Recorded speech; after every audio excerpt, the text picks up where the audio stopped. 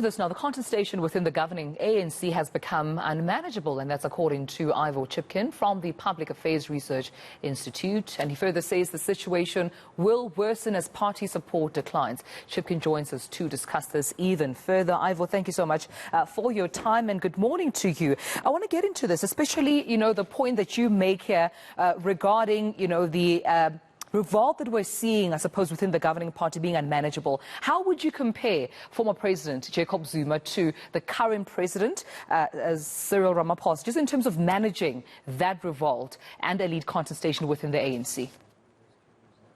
Just of course a correction, I'm not with the Public Affairs Research Institute.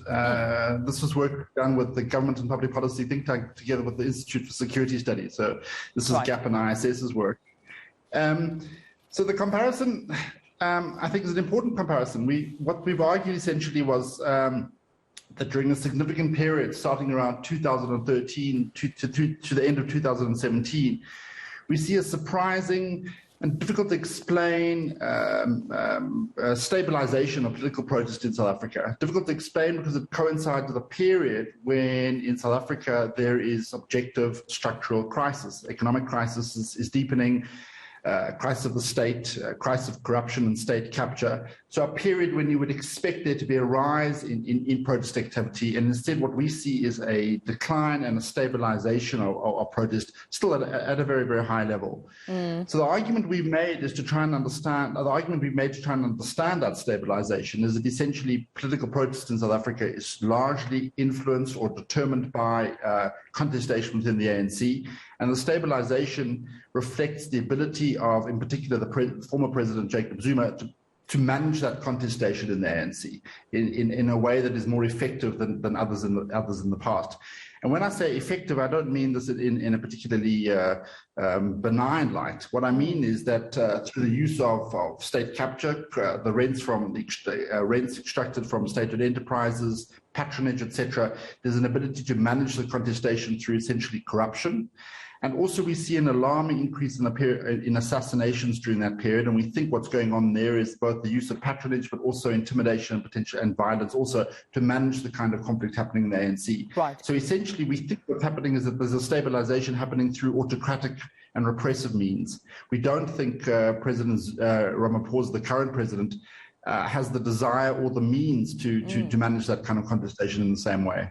Well, we apologize, of course, once more for that wrong introduction in terms of your title, but also just going back to your point around lead contestation. You also make a point about, that rather than poor revolting, we should, of course, see more of the revolting likely emanating from within. Please elaborate on that for us.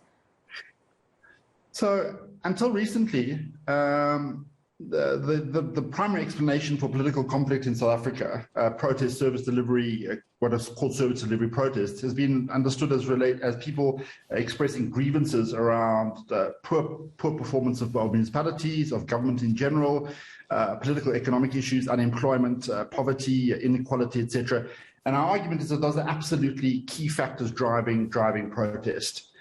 What has not been adequately understood, though, is that in most parts of South Africa, in many parts of South Africa, the ANC plays a double role. It is both civil society, and it is the ruling party. In other words, when people express their grievances around fundamental and concrete material issues, like service, like performance of municipalities, etc., they express it in and through ANC channels. Right. And what we argued that from around 2007, those grievances get increasingly absorbed or caught up into internal contestation within the African National Congress. In other words, they become caught up in the rivalry between ANC politicians and the contestation between those politicians. We think it's those politicians that are effectively financing or organizing that contestation, so that the trigger for protest ultimately becomes the rivalry or the contestation within the ANC itself. But also publicly, do you foresee, future, protests worsening publicly in South Africa?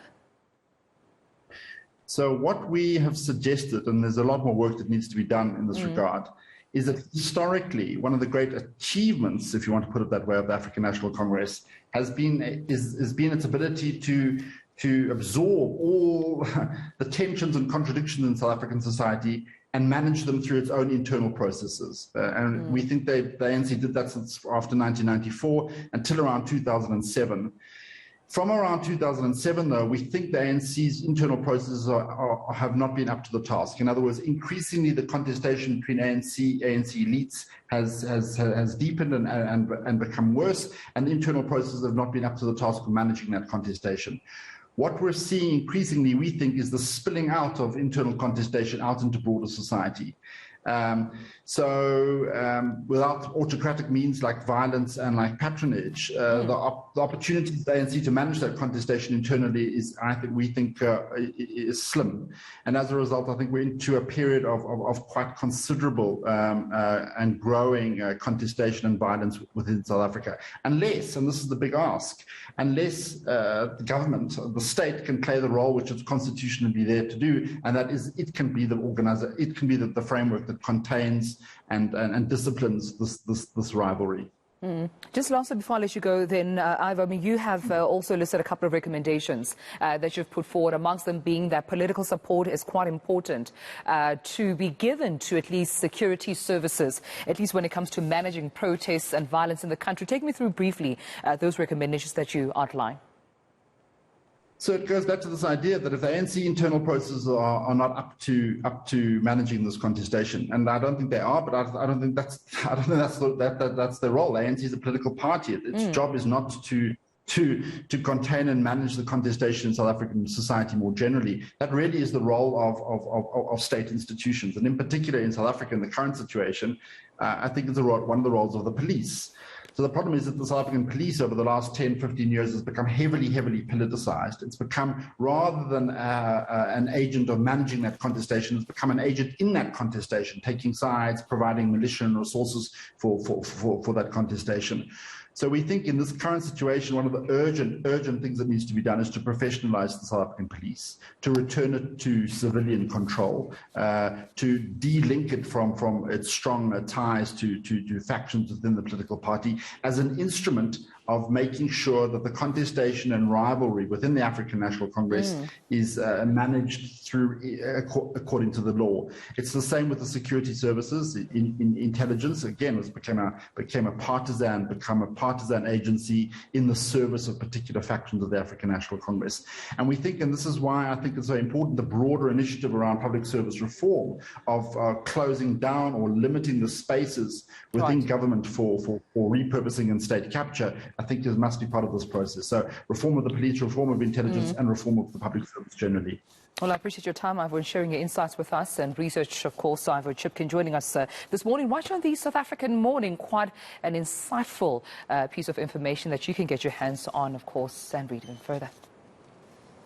No, let's not for a moment forget it is an ANC elective year. Going to be very busy as we begin to get ready for that later in the year, all the political wrangling.